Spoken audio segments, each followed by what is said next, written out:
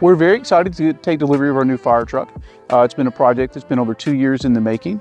It's a 75-foot aerial apparatus with a 750-gallon tank and a 40-gallon foam cell that will improve our response operations that we're able to provide to the city. So within the last 2 weeks, we just completed another pump school. Pump school's done on an annual basis, more often than not, depends on how many new drivers we have. The school is designed to prepare new drivers as they move through the career development program for the rigors and safety aspects that come along with being a new driver.